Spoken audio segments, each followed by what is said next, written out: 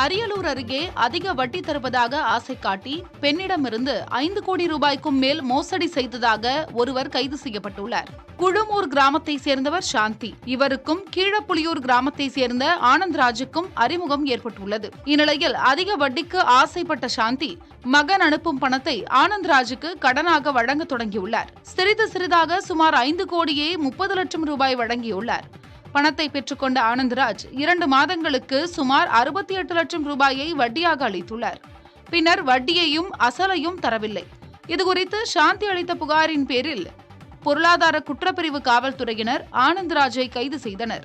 விசாரணையில் சாந்தியிடம் வாங்கிய பணத்தை கிரிப்டோ கரன்சி, பங்குச்சந்தை உள்ளிட்டவற்றில் முதலீடு செய்ததாக ஆனந்த்ராஜ் தெரிவித்துள்ளார்.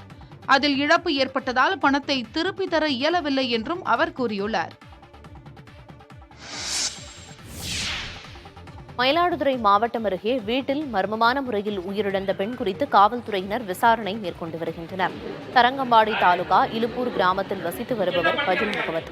இவர் சென்னைக்கு சென்றுவிட்டு வீடு திரும்பிய போது மனைவி மர்ஜானா பேகம் அசைவின்றி கிடந்துள்ளார். அவர் அணிந்திருந்த 14 சவரன் தங்க நகை மற்றும் 50,000 ரூபாய் பணமும் கொள்ளையடிக்கப்பட்டிருந்தது. உடனே அருகிலிருந்து மருத்துவரை அழைத்து வந்து பரிசோதனை செய்ததில் 2 மணி நேரத்திற்கு முன்பே மர்ஜனா பேகம் இறந்துவிட்டதாக தெரிய வந்திருக்கிறது. புகாரின் பேரில் கொலைக்கான காரணம் குறித்து விசாரித்து வரும் காவல்துறையினர் கூராய்விற்கு பிறகே முழு விவரமும் தெரியவரும் என தெரிவித்திருக்கின்றனர்.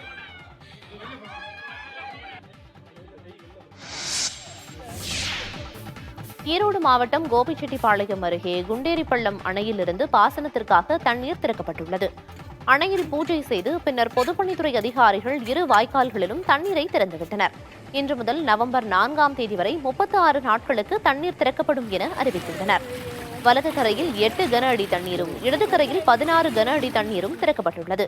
இதன் மூலம் 2500 ஏக்கர் விளைநிலங்கள் பாசன வசதி பெற உள்ளன.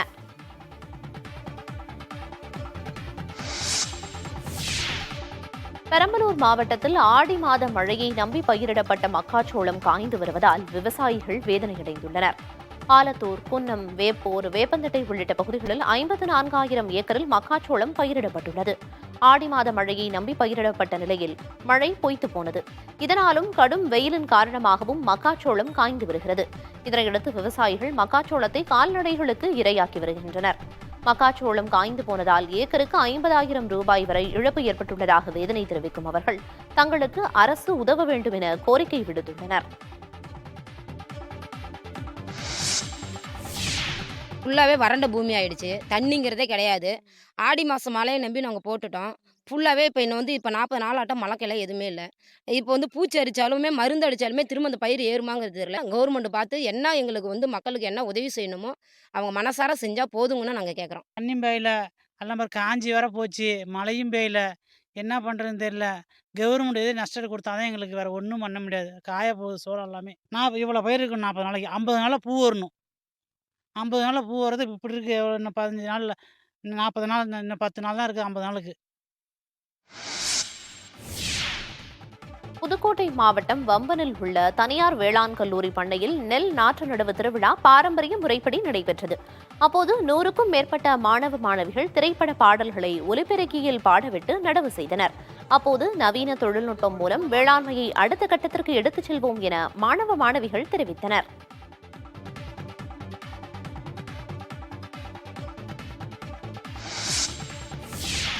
மற்றவங்களாம் நல்லா ஃபுல்லாக நல்லா சரௌண்டிங்ஸ்லேயே ஏசி என்விரான்மெண்ட்லேயே கிளாஸஸ் கவனிக்கும் போது நாங்கள் இந்த மாதிரி ஓப்பன் கிரவுண்டில் கவனிக்கிறது அப்படின்னு நினைக்கும் போது கொஞ்சம் வருத்தமாக இருந்துச்சு. அதுக்கப்புறம் உள்ளே இறங்கி நாங்கள் படிக்க ஆரம்பிக்கவும் எங்களை அறியாமலே எங்களுக்கு இன்ட்ரெஸ்ட் கிரியேட் ஆயிடுச்சு.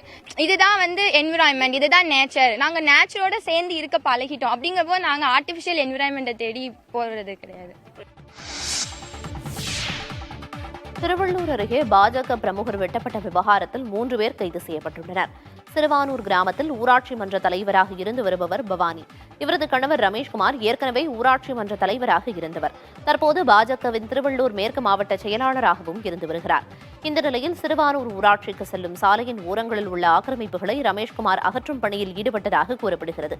அவருடன் ஆக்கிரமிப்பாளர்கள் வாக்குவாதம் செய்ததாக சொல்லப்படுகிறது. அப்போது வேலு என்பவர் ரமேஷை கத்தியால் வெட்டியதாகவும் கூறப்படுகிறது. இதில் படுகாயமடைந்த சென்னை அரசு மருத்துவமனையில் தீவிர சிகிச்சை பிரிவில் அனுமதிக்கப்பட்டுள்ளார். இந்த விவகாரம் தொடர்பாக வழக்கு பதிவு செய்த திருவள்ளூர் தாலுகா காவல்துறையினர் வேலு, அவரது நண்பர்கள் விஜய் மற்றும் திருமுருகன் ஆகியோரை கைது செய்து விசாரணை நடத்தி வருகின்றனர்.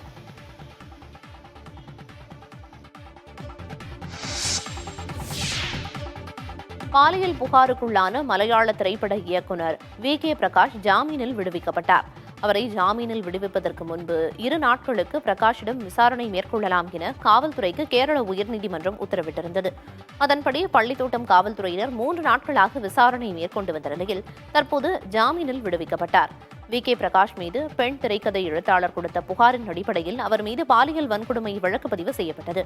முன்னதாக பாலியல் குற்றச்சாட்டுக்கு ஆளான நடிகர்கள் முகேஷ் மற்றும் எடவேள பாபு ஆகியோருக்கு முன்ஜாமீன் கிடைத்தது குறிப்பிடத்தக்கது.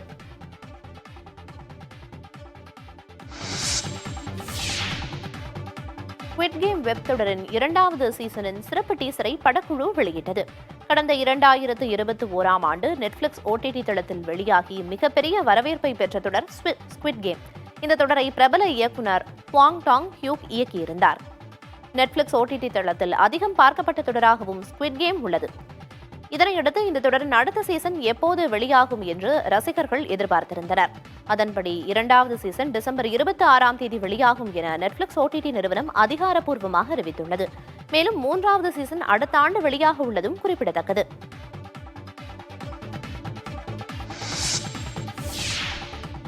வேட்டையன் திரைப்படத்தில் நடித்துள்ள நடிகர் அமிதாப் பச்சனின் கதாபாத்திர அறிமுக காணொலியை படக்குழுவினர் வெளியிட்டனர். அதில் சத்யதேவ் என்ற கதாபாத்திரத்தில் அவர் நடிக்கிறார். ரஜினியின் 170வது படமான வேட்டையனை ஜெய்பீம் படத்தின் இயக்குனர் தாசே ஞானவேல் இயக்கியுள்ளார். அனிருத் இசையமைக்கும் இந்த படத்தில் பல நட்சத்திர பட்டாளமே நடித்துள்ளனர். ஏற்கனவே இந்த படத்தில் நடித்துள்ள ரித்திகா சிங், துஷாரா விஜயன், மஞ்சு வாரியர், ஃபகத் ஃபாசில், ராணா டகுபதி ஆகியோரின் கதாபாத்திர வீடியோக்கள் வெளியாகியுள்ளன. இந்த திரைப்படம் அக்டோபர் 10ஆம் தேதி உலகம் முழுவதும் வெளியாகிறது. முல்லைப்பெரியாறு அணையிலிருந்து கூடுதல் நீர் திறப்பால் வைகை அணைக்கான நீர்வரத்து தொடர்ந்து அதிகரித்து வருகிறது. அணையின் நீர்பிடிப்பு பகுதிகளில் விட்டுவிட்டு பெய்து வரும் மழை காரணமாக முல்லைப்பெரியாறு அணையிலிருந்து தமிழகத்திற்கான நீர் திறப்பு 1555 கன அடியாக அதிகரிக்கப்பட்டுள்ளது. இதனால் வைகை அணைக்கு நீர்வரத்து 1316 கன அடியாக உயர்ந்துள்ளது. காலை நிலவரப்படி வைகை அணையின் நீர்மட்டம் 60 அடியாக உள்ளது. அணையிலிருந்து பாசனம் மற்றும் குடிநீருக்காக 2099 கன அடி நீர் வெளியேற்றப்பட்டு வருகிறது. செங்கல்பட்டு மாவட்டம் சதுரங்கப்பட்டினம் பகுதியில் மூதாட்டியை கொலை செய்துவிட்டு அவர் அணிந்திருந்த நகைகளை பறித்துச் சென்ற வழக்கில் 4 பேர் கைது செய்யப்பட்டுள்ளனர். பொம்மராஜபுரம் கிராமத்தைச் சேர்ந்த கன்னியம்மாள் என்பவர் இட்லி கடை நடத்தி தனியாக வசித்து வந்துள்ளார். கடந்த 16ஆம் தேதி இவரை கொலை செய்த கும்பல் அவர் அணிந்திருந்த 2 சவர நகைகளை பறித்துச் சென்றுள்ளது. இது தொடர்பாக சந்தேகத்தின் அடிப்படையில் 4 பேரை பிடித்து விசாரித்த போது மூதாட்டியை கொலை செய்ததை ஒப்புக்கொண்டுள்ளனர். நகைகளை பறிக்க முயன்ற போது அவர் கூச்சலிட்டதால் கொலை செய்ததாக தெரிவித்துள்ளனர். இதையடுத்து 4 பேரையும் கைது செய்த காவல்துறையினர் வழக்கில் தொடர்புடைய மேலும் 2 பேரை தேடி வருகின்றனர்.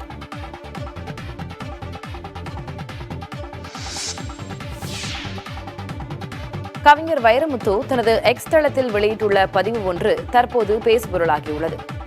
வாழ்வியல் தோல்விகளால் மூளை பிறழ்வுக்கு ஆளாகும் சிலர் ஒருதலையாய் நேசிக்கப்பட்டவர்கள் மீது வக்கர வார்த்தைகளை உக்கிரமாய் வீசுவர் என்றும், பைத்தியம் போல் சில நேரமும் பைத்தியம் தெளிந்தவர் போல் சில நேரமும் காட்சியளிப்பர் எனவும் பதிவிட்டுள்ளார்.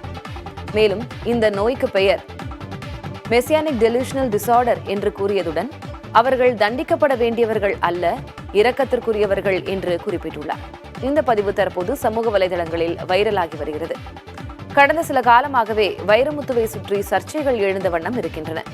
முக்கியமாக சில நாட்களுக்கு முன் பாடகி சுசித்ரா அளித்த ஒரு பேட்டியில் வைரமுத்து மீது பல்வேறு குற்றச்சாட்டுகளை முன்வைத்திருந்தார். இதற்கு பதிலடி கொடுப்பதற்காகத்தான் இந்த பதிவை வைரமுத்து வெளியிட்டாரோ என்ற கேள்விகள் எழுந்துள்ளன.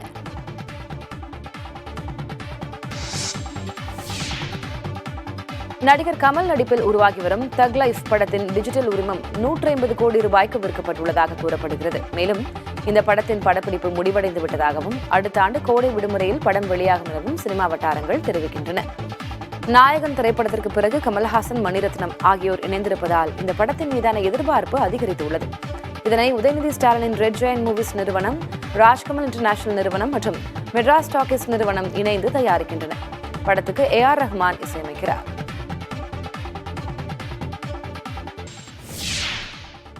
ஆரியத்திற்கு முன்னோடி திராவிடம் என இதே நாளில் உலகிற்கு சொன்னவர் ஜான் மார்ஷல் என முதலமைச்சர் ஸ்டாலின் தெரிவித்துள்ளார். பிரிட்டிஷ் ஆட்சியின் போது தொல்லியல் துறை தலைமை இயக்குநராக இருந்த ஜான் மார்ஷலுக்கு நன்றி தெரிவித்து சமூக வலைதளத்தில் அவர் பதிவு வெளியிட்டுள்ளார். சரியாக 100 ஆண்டுகளுக்கு முன்பு இதே நாளில் இந்தியாவின் வரலாற்றை மறு வடிவமைக்கும் சிந்து சமவெளி நாகரிகத்தின் கண்டுபிடிப்பை ஜான் மார்ஷல் அறிவித்ததாக முதலமைச்சர் மு.க. ஸ்டாலின் குறிப்பிட்டுள்ளார். சிந்து சமவெளி நாகரிகத்தின் பொருள் கலாச்சாரத்தை சரியாக அறிந்து கொண்டு அதை திராவிட பண்பாடு என்பதை ஜான் மார்ஷல் தெரிவித்ததாகவும் முதலமைச்சர் மு.க. ஸ்டாலின் குறிப்பிட்டுள்ளார். வரலாற்று சிறப்புமிக்க கண்டுபிடிப்பை போற்றும் வகையில் 100ஆண்டு விழாவை சர்வதேச மாநாடு நடத்தி ஜான் மார்ஷலின் சிலை தமிழ்நாட்டில் நிறுவப்படும் என தான் ஏற்கனவே அறிவித்திருந்ததையும் முதலமைச்சர் மு.க. ஸ்டாலின் சுட்டிக்காட்டியுள்ளார். திராவிட மொழி பேசும் மக்கள் ஆரியத்திற்கு முன்னோடி என்றும் ஹரப்பா நாகரிகம் என கூறப்படும் சிந்து சமவெளி நாகரிகம் என்பது திராவிட நாகரிகம் என்றும் ஜான் மார்ஷலின் அகழ்வாராய்ச்சியில் குறிப்பிடப்பட்டுள்ளதாக முதலமைச்சர் மு.க. ஸ்டாலின் தமது பதிவில் சுட்டிக்காட்டியுள்ளார்.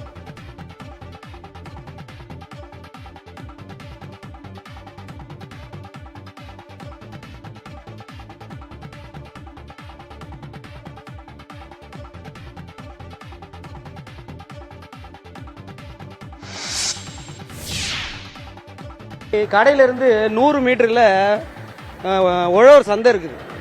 உழவர் சந்தைக்கும் மகிழ்ச்சி தான், இந்த 300 வீட்டில் இருக்கிற தாய்மார்களுக்கும் மகிழ்ச்சி தான். அதே மாதிரி ஒரே ஏரியாவில் தமிழ்நாட்டில் எந்த இடத்துலையும் 8 ஒயின் ஷாப்பு கிடையாது. இங்கே மட்டும்தான் 8 ஒயின் ஷாப் இருக்குது. 8 ஒயின் ஷாப்பில் இப்போ 2 ஒயின் ஷாப் எடுத்துருக்குறாங்க. மேலும் எடுத்தாக்கா அரசாங்கத்துக்கும் நாங்கள் சேர்ந்து நன்றி தெரிவிச்சுக்கிறோம். வேலூர் மாநகராட்சிக்கு உட்பட்ட காகித பட்டறை பகுதியில் இயங்கி வந்த எலை டாஸ்மாக் கடை மூடப்பட்டதை அந்த பகுதி மக்கள் இனிப்பு வழங்கி கொண்டாடினர்.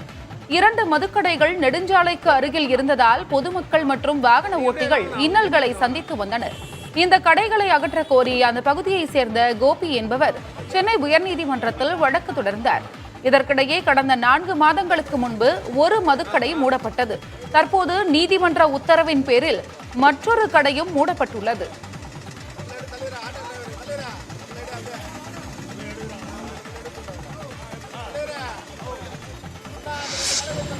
சென்னை அடுத்த பெரும்பாக்கத்தில் முன்விரோதம் காரணமாக இளைஞரை கொலை செய்துவிட்டு தலைமறைவாக உள்ள 5 நபர்களை காவல்துறையினர் தேடி வருகின்றனர். எழில் நகரைச் சேர்ந்தவர் கலைவாணன். மதுபோதையில் வீட்டிற்கு வந்த இவரை மனைவி கண்டித்துள்ளார். இதனையடுத்து அன்றிரவு வீட்டு வாசலிலேயே அவர் உறங்கியதாக கூறப்படுகிறது. நள்ளிரவில் அலறல் சத்தம் கேட்டதும் அவரது மனைவி வெளியே சென்று பார்த்துள்ளார். அப்போது அம்மிக்கல்லால் தாக்கப்பட்டு கணவர் ரத்த வெள்ளத்தில் கிடந்துள்ளார். இதுகுறித்து அவரது மனைவி புகார் அளித்தார். தனது தாயுடன் தகராறு செய்ததால் வசந்த் என்பவர் அவரது நண்பர்களுடன் இணைந்து கலைவாணனை கொலை செய்தது காவல்துறை விசாரணையில் தெரியவந்தது. கொலையுண்ட நபர் மீது சில குற்ற வழக்குகள் நிலுவையில் இருப்பதும் தெரிந்தது. என்எல்சி ஒப்பந்த தொழிலாளர்களின் போராட்டம் தற்காலிகமாக கைவிடப்பட்டது. கடலூர் மாவட்டம் நெய்வேலி என்எல்சி நிறுவனத்தில் சுரங்கம் மற்றும் அனல் மின் நிலைய பகுதியில் ஒப்பந்த முறையில் பணியாற்றும் தொழிலாளர்களுக்கு 8% தீபாவளி போனஸ் அறிவிக்கப்பட்டது. ஆனால் 20% போனஸ் வழங்க வேண்டும் என்று வலியுறுத்திய ஒப்பந்த தொழிலாளர்கள் சுரங்க நிர்வாக அலுவலகம் முன்பு சத்தியாகிரக போராட்டத்தில் ஈடுபட்டனர். போலீசார் அங்கு தடுப்புகளை அமைத்த நிலையில் பேரணியாக சென்ற தொழிலாளர்கள் நேற்று முன்தினம் விடிய போராட்டம் நடத்தினர். இந்நிலையில் தொழிலாளர்களிடம் கடலூர் கோட்டாட்சியர் அலுவலகத்தில் பேச்சுவார்த்தை நடத்த காவல்துறை மூலம் அழைப்பு விடுக்கப்பட்டது. இதனை ஏற்று தற்காலிகமாக போராட்டம் கைவிடப்பட்டது. விருதுநகர் மாவட்டம் அருப்புக்கோட்டையில் வழக்கறிஞர் தாக்கப்பட்ட வழக்கில் தலைமறைவாக இருந்த திமுக கவுன்சிலர் கைது செய்யப்பட்டுள்ளார். பாஸ்கரன் என்ற வழக்கறிஞர் காரில் அமர்ந்திருந்தபோது அவர் மீது 3 பேர் கொண்ட கும்பல் கொலைவெறி தாக்குதல் நடத்தி அவரிடமிருந்து 10 பவுண்ட் தங்கச் சங்கிலியை பறித்து சென்றதாக கூறப்படுகிறது. முன்விரோதம் காரணமாக திமுக கவுன்சிலர் மணிமுருகன் தூண்டுதலின் பேரில் பாண்டி, அன்பு கணேஷ், விக்னேஷ் ஆகியோர் தாக்குதல் நடத்தியதாக பாஸ்கரன் தரப்பினர் புகார் அளித்தனர். காவல்துறை நடத்திய விசாரணையை தொடர்ந்து இந்த கும்பலை சேர்ந்த விக்னேஷ் என்பவர் கைது செய்யப்பட்டுள்ளார். இதன் தொடர்ச்சியாக திமுக கவுன்சிலர் மணிமுருகன் கைது செய்யப்பட்டுள்ளார். வழக்கில் தொடர்புடைய மேலும் 2 காவல்துறையினர் தேடி வருகின்றனர்.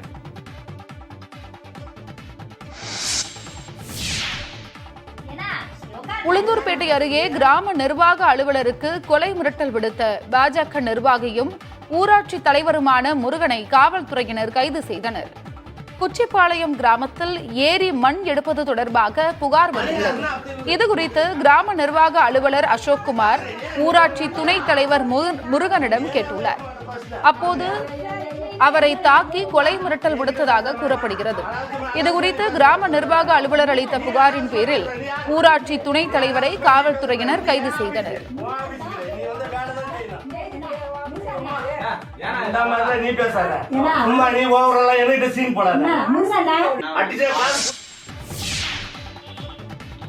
தரமற்ற உணவு, சுகாதாரமற்ற சமையலறை என்ற புகார்களின் பேரில் திருவேற்காட்டில் பிரியாணி கடையின் சமையல் கூடத்திற்கு திருவள்ளூர் மாவட்ட உணவு பாதுகாப்புத்துறை சீல் வைத்தனர். சென்னையின் பல்வேறு பகுதிகளில் செயல்பட்டு வரும் இந்த பிரியாணி கடையின் சமையல் கூடம் திருவேற்காடு அருகே அயனம்பாக்கம் பகுதியில் செயல்பட்டு வருகிறது. இங்கிருந்து பிரியாணி தயார் செய்யப்பட்டு பிற கிளைகளுக்கு விநியோகம் செய்யப்பட்டு வருகிறது. இங்கு பிரியாணி மற்றும் உணவு வகைகள் தரமற்ற முறையிலும் சுகாதாரமற்றும் செயல்படுவதாக புகார்கள் வந்தன. முறையான உரிமம் பெற்று செயல்படுத்த வேண்டும் என்று முன்னதாகவே நோட்டீஸ் அனுப்பப்பட்டிருந்தது. அதனையும் பொருட்படுத்தாமல் பிரியாணி கடையின் சமையல் கூடம் தொடர்ந்து செயல்பட்டு வந்ததாக கூறப்படுகிறது. இதையடுத்து உணவு பாதுகாப்புத்துறையினர் சோதனை செய்து தரமற்ற உணவு வழங்கப்படுவதை உறுதி செய்தனர். மேலும் சமையலறை சுகாதாரமற்ற முறையில் இருப்பதாகவும் அதிகாரிகள் தெரிவித்தனர். கடையை பூட்டி சீல் வைக்க அதிகாரிகள் முயன்றபோது கடை உரிமையாளர் மற்றும் ஊழியர்கள் வாக்குவாதத்தில் ஈடுபட்டனர். மேலும் பிரியாணி செய்வதற்கு பயன்படும் பாத்திரங்களை சாலையின் நடுவே வைத்து போராட்டத்தில் ஈடுபட்டனர். தகவல் அறிந்து வந்த திருவேற்காடு காவல்துறையினர் பேச்சுவார்த்தை நடத்தினர். பின்னர் காவல்துறை பாதுகாப்புடன் அந்த கடைக்கு உணவு பாதுகாப்புத்துறை அதிகாரிகள் சீல் வைத்தனர். மயிலாடுதுறையில் நகை வாங்குவது போல நடித்து நகையை திருடி சென்ற பெண்ணை சிசிடிவி காட்சிகளின் அடிப்படையில் காவல்துறையினர் கைது செய்தனர். காந்திஜி சாலையில் ரமேஷ் என்பவர் நடத்தி வரும் கடைக்கு வந்த இளம்பெண் ஒருவர் நகைகளை காண்பிக்குமாறு கூறியுள்ளார். பின்னர் டிசைன் பிடிக்கவில்லை என்று கூறிவிட்டு திரும்பி சென்றுள்ளார். இதையடுத்து நகைகளை சரிபார்த்ததில் சில நகைகள் காணாமல் போனது தெரியவந்தது. உடனடியாக சிசிடிவி காட்சிகளை ஆய்வு செய்தபோது அந்த பெண் நகைகளை திருடி சென்றது தொடர்பான காட்சிகள் இருந்துள்ளன. இதுகுறித்து ரமேஷ் காவல் நிலையத்தில் புகார் அளித்த நிலையில் நகையை திருடிய ஆரோக்கியநாதபுரத்தை சேர்ந்த இவாஞ்சலின் என்பவரை கைது செய்தனர்.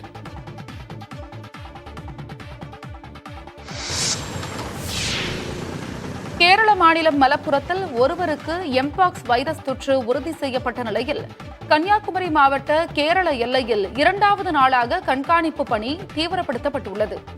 களியக்காவிளை, கொல்லங்கோடு ஆகிய எல்லைப் பகுதிகளில் மேற்கொண்ட சோதனையில் இதுவரை யாருக்கும் தொற்று அறிகுறி கண்டறியப்படவில்லை என்று அதிகாரிகள் கூறியுள்ளனர். மலப்புரத்தை சேர்ந்த ஒருவர் வெளிநாட்டில் வேலை செய்துவிட்டு சொந்த ஊர் திரும்பிய போது காய்ச்சலால் பாதிக்கப்பட்டுள்ளார். தொடர்ந்து அவருக்கு இரத்த பரிசோதனை செய்ததில் எம்பாக்ஸ் வைரஸ் தொற்று உறுதியானது. இந்நிலையில் கேரள மாநில எல்லைப் பகுதிகளில் கண்காணிப்பு பலப்படுத்தப்பட்டுள்ளது.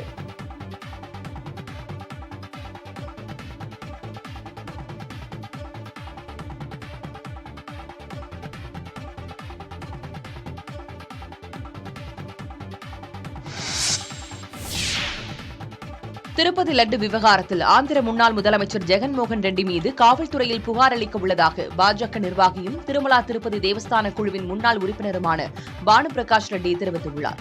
லட்டு தயாரிப்பதற்காக நாள்தோறும் 14 டன் பசுனை பயன்படுத்தப்பட்டு வருவதாகவும் ஆனால் அதில் கலப்படம் செய்துள்ளனர் என்றும் குற்றம் சாட்டினார். ஜெகன்மோகன் ஆட்சிக் காலத்தில் பயன்படுத்தப்பட்ட நெய்யில் தாவர எண்ணெய், விலங்குகளின் கொழுப்பு பயன்படுத்தப்பட்டிருப்பது ஆய்வில் உறுதி செய்யப்பட்டுள்ளதாகவும் குறிப்பிட்டுள்ளார். இந்துக்களின் உணர்வை ஜெகன்மோகன் அரசு கொச்சைப்படுத்தியுள்ளதாகவும் அவர் மீது காவல் நிலையத்தில் புகார் அளிக்க உள்ளதாகவும் தெரிவித்துள்ளார். இதுபோன்ற கலப்படத்துக்கு கடும் கண்டனத்தை தெரிவித்துக் கொள்வதாகவும் பானுபிரகாஷ் கூறினார். உத்தரகண்டில் இரும்பு கம்பியை வைத்து ரயிலை கவிழ்க்க சதி திட்டம் தீட்டப்பட்டுள்ளது. பிலாஸ்பூர் மற்றும் ருத்ராபூர் ஆகிய வழித்தடத்தில் 6 மீட்டர் நீளமுள்ள இரும்பு கம்பி ரயில்வே தண்டவாளத்தில் வைக்கப்பட்டுள்ளதாக ருத்ராபூர் ரயில் நிலைய அதிகாரிக்கு தகவல் கிடைத்திருக்கிறது. உடனடியாக ரயில் ஓட்டுநருக்கு தகவல் தெரிவிக்கப்பட்ட நிலையில் ரயில் நிறுத்தப்பட்டது. பின்னர் இரும்பு கம்பி தண்டவாளத்திலிருந்து எடுக்கப்பட்ட பிறகு ரயில் புறப்பட்டுச் சென்றது. நாசவேலையில் ஈடுபட்டவர்கள் தொடர்பாக ரயில்வே அதிகாரிகள் விசாரணை நடத்தி வருகின்றனர். போதைப்பொருள் தடுப்புச் சட்ட வழக்கில் முன்பிணை வழங்கப்பட்டிருப்பது இதற்கு முன்பு கேள்விப்படாத ஒன்று என உச்சநீதிமன்றம் தெரிவித்துள்ளது. மேற்கு வங்கத்தில் போதைப்பொருள் தடுப்புச் சட்ட வழக்கில் குற்றம் சாட்டப்பட்டவர்களுக்கு முன்பிணை வழங்கப்பட்டதை சுட்டிக்காட்டி பிணை கோரி நபர் ஒருவர் மேல்முறையீட்டு மனுவை தாக்கல் செய்தார். இந்த மனு உச்சநீதிமன்ற நீதிபதிகள் கவாய், அரவிந்த்குமார், விஸ்வநாதன் ஆகியோர் அடங்கிய அமர்வு முன்பு விசாரணைக்கு வந்தது. போதைப்பொருள் தடுப்புச் சட்ட வழக்கில் குற்றம் சாட்டப்பட்ட 4 நபர்களுக்கு முன்பிணையும், ஒருவருக்கு கொல்கத்தா உயர்நீதிமன்றத்தால் வழக்கமான பிணையும் வழங்கப்பட்டுள்ளதைப் போல மனுதாரருக்கு பிணை வழங்க வேண்டும் என வாதிடப்பட்டது. வாதத்தை கேட்டு ஆச்சரியமடைந்த நீதிபதிகள் போதைப்பொருள் தடுப்புச் சட்ட வழக்கில் முன்பிணை கொடுக்கப்பட்டுள்ளதா என்றும் இதுவரை தாங்கள் கேள்வியுறாதது எனவும் தெரிவித்தனர். இந்த விவகாரம் தீவிரமானது என தெரிவித்ததுடன் முன்பிணையை ரத்து செய்ய கோரி மனு தாக்கல் செய்வதை பரிசீலிக்குமாறு மேற்குவங்க அரசுக்கு உத்தரவிட்டு விசாரணையை ஒத்திவைத்தனர். தீட்சிதர்கள் விற்பனை செய்ததாக கூறப்படும் சிதம்பரம் நடராஜர் கோவிலுக்கு சொந்தமான 2000 ஏக்கர் நிலங்கள் குறித்த விவரங்களை அறிக்கையாக தாக்கல் செய்ய அறநிலையத்துறைக்கு சென்னை உயர்நீதிமன்றம் உத்தரவிட்டுள்ளது. சிதம்பரம் கோவில் நிர்வாகம் அறநிலையத்துறை கட்டுப்பாட்டில் இருந்து தீட்சிதர்கள் கட்டுப்பாட்டிற்கு சென்றதிலிருந்து கோவில் வருமானம் பெருமளவு குறைந்துவிட்டதாக அறநிலையத்துறை குற்றம் சாட்டியது. இதுகுறித்த வரவு செலவு கணக்கை தாக்கல் செய்ய கோரி உயர்நீதிமன்றத்தில் வழக்கு தொடர்ந்தது. இந்த வழக்கு நீதிபதிகள் ஆர். சுரேஷ்குமார், எஸ். சவுந்தர் ஆகியோர் அடங்கிய அமர்வில் மீண்டும் விசாரணைக்கு வந்தது. அப்போது பொது தீட்சிதர்கள் தரப்பில் கோவிலின் வரவு செலவு கணக்கு விவரங்கள் தாக்கல் செய்யப்பட்டன. காணிக்கை வரவு மற்றும் செலவு கணக்கை பராமரிக்க தனி திட்டத்தை வகுக்க தயார் எனவும் தீட்சிதர்கள் தரப்பில் தெரிவிக்கப்பட்டது. அப்போது நடராஜர் கோவிலுக்கு 3000 ஏக்கர் நிலம் இருந்த நிலையில் அதில் 2000 ஏக்கர் நிலத்தை தீட்சிதர்கள் அவர்களின் இஷ்டப்படி தனி நபர்களுக்கு விற்பனை செய்துள்ளதாக அறநிலையத்துறை சார்பில் குற்றம் சாட்டப்பட்டது. இதை கேட்டு அதிர்ச்சியடைந்த நீதிபதிகள் 2017 18 முதல் 2021 22 வரையிலான வரவு செலவு கணக்கு புத்தகங்களை தாக்கல் செய்ய தீட்சிதர்கள் தரப்புக்கு உத்தரவிட்டனர். அத்துடன் கோவிலுக்கு சொந்தமாக தற்போது எவ்வளவு ஏக்கர் நிலம் உள்ளது என்பது குறித்து வட்டாட்சியர் அறிக்கை தாக்கல் செய்யவும் உத்தரவிட்டனர். மேலும் கோவிலுக்கு சொந்தமான 2000 ஏக்கர் நிலங்களை தீட்சிதர்கள் தனி நபர்களுக்கு விற்பனை செய்தது தொடர்பான விவரங்களை ஆவணங்களுடன் அறிக்கையாக தாக்கல் செய்ய அறநிலையத்துறைக்கு உத்தரவிட்டு விசாரணையை அக்டோபர் 3ஆம் தேதிக்கு ஒத்திவைத்தனர். குரூப் 4 தேர்வில் காலி பணியிடங்களை மேலும் அதிகரிப்பதற்கான அதிகாரப்பூர்வ அறிவிப்பு விரைவில் வெளியாகும் என தகவல் வெளியாகியுள்ளது. கிராம நிர்வாக அலுவலர், தட்டச்சர், நேர்முக உதவியாளர் உள்ளிட்ட 6244 பணியிடங்களுக்கான குரூப் 4 தேர்வு தமிழ்நாடு அரசு பணியாளர் தேர்வாணையத்தின் மூலமாக கடந்த ஜூன் மாதம் நடைபெற்றது. தமிழ்நாடு முழுவதும் 7247 மையங்களில் நடத்தப்பட்ட இந்த தேர்வை 15,80,000 நபர்கள் எழுதினர். அண்மையில் இதற்கான பணியிடங்கள் அதிகரிக்கப்பட்டன. கூடுதலாக 480 காலியிடங்கள் சேர்க்கப்பட்ட நிலையில் அதன் எண்ணிக்கை 6724 உயர்த்தப்பட்டது. இருப்பினும் குரூப் 4 தேர்வுக்கான காலி பணியிடங்களை மேலும் அதிகரிக்க வேண்டும் என பல்வேறு தரப்பிலிருந்தும் கோரிக்கைகள் எழுந்தன. இந்நிலையில் அதற்கான கணக்கெடுப்பு நடைபெற்று வருவதாகவும் அக்டோபர் முதல் அல்லது 2வது வாரத்தில் அதிகாரப்பூர்வ அறிவிப்பு வெளியாகும் என டிஎன்பிஎஸ்சி தரப்பில் தெரிவிக்கப்பட்டுள்ளது. காவிரி நீர்பிடிப்பு பகுதிகளில் மழை குறைந்ததால் காவிரி ஆற்றில் தொடர்ந்து நீர்வரத்து குறைந்து வருகிறது. காவிரி நீர்பிடிப்பு பகுதிகளில் தொடர் கனமழை பெய்த காலத்தில் தமிழக எல்லையான பிலிகுண்டலுவுக்கு வினாடிக்கு 18,000 கனஅடியாக நீர்வரத்து அதிகரித்தது. தற்போது மழை குறைந்துள்ளதால் நீர்வரத்து வினாடிக்கு 4,000 கனஅடியாக குறைந்துள்ளது. நீர்வரத்து குறைந்தாலும் ஒகேனக்கல் பிரதான அருவி, ஐந்தருவி உள்ளிட்ட அருவிகளில் தண்ணீர் ஆர்ப்பரித்து கொட்டுகிறது.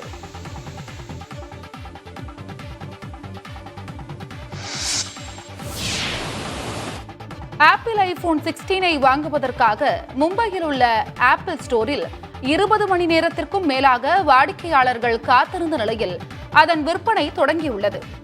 ஆப்பிள் இன்டெலிஜென்ஸ், iOS 18 போன்ற அதிநவீன தொழில்நுட்பங்களுடன் உருவாக்கப்பட்டுள்ள ஐபோன் 16 சீரிஸ் இந்தியாவில் இன்று முதல் விற்பனையாகிறது.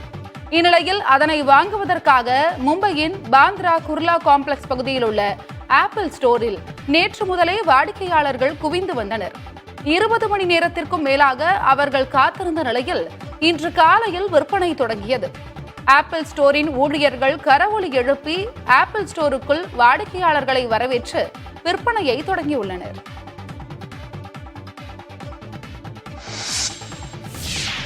பாராலிம்பிக்கில் பதக்கம் வென்ற மாரியப்பனுக்கு சொந்த ஊரில் உற்சாக வரவேற்பு அளிக்கப்பட்டது.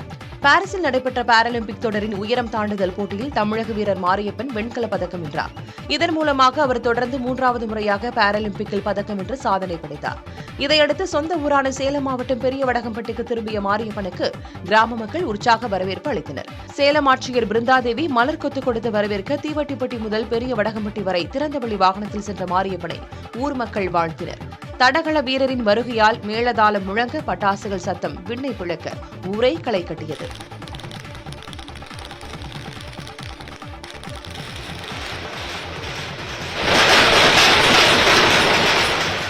கண்டினியூ 3 டைம் வந்து மெடல் அடிச்சிருக்கேன். பார்த்தீங்கன்னா எல்லாரும் ஊர் மக்களும் ஃப்ரெண்ட்ஸ் ஃபேமிலி எல்லாரும் வந்து எனக்கு வந்து ரொம்ப சந்தோஷமாக ரொம்ப வெல்கம் பண்ணியிருக்காங்க. எல்லாத்துக்கும் வந்து ரொம்ப நன்றி தெரிவிச்சுக்கிறேன். கண்டிப்பாக இந்த டைம் வந்து பிரான்ஸ் ஆயிடுச்சு. கண்டிப்பாக வந்து நெக்ஸ்ட் டைம் வந்து கோல்டு அடிச்சுட்டு வருவேன். எல்லாருக்கும் ரொம்ப ரொம்ப நன்றி தெரிவிச்சுக்கிறேன்.